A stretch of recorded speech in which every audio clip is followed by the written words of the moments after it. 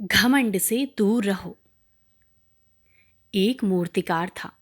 वो मूर्तियां बनाता और बाजार में बेचता था। उसने अपने बेटे को भी मूर्तिकला ही सिखाई।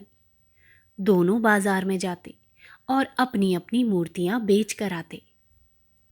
पिता की बनाई हुई मूर्ति 1.5-2 रुपये की बिकती, पर बेटे की मूर्तियों का मूल्य 8-10 आने से अधिक ना मिलता।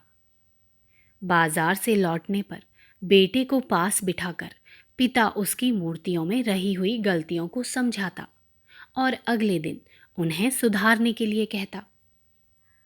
इस प्रकार समझाते हुए कई वर्ष बीत गए। लड़का समझदार था।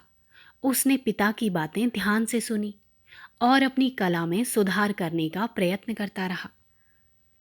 कुछ समय के बाद लड़के की मूर्तियां भी 1.5 रुपये की बिकने लगी। पिता अब भी उसी तरह समझाता और मूर्तियों में रहने वाले दोषों की ओर उसका ध्यान खींचता।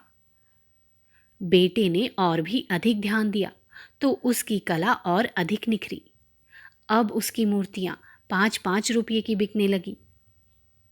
सुधार के लिए समझाने का क्रम पिता ने तब भी बंद ना किया।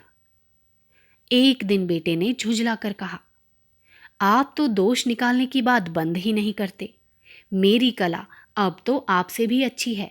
मुझे 5 रुपये मिलते हैं, जबकि आपको 2 ही रुपये।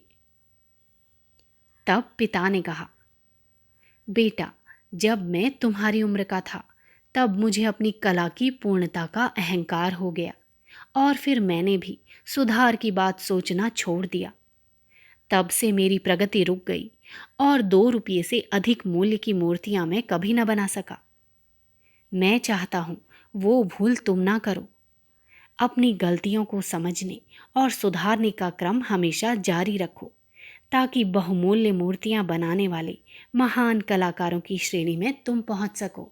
सचित्र बाल कथाएं भाग 12।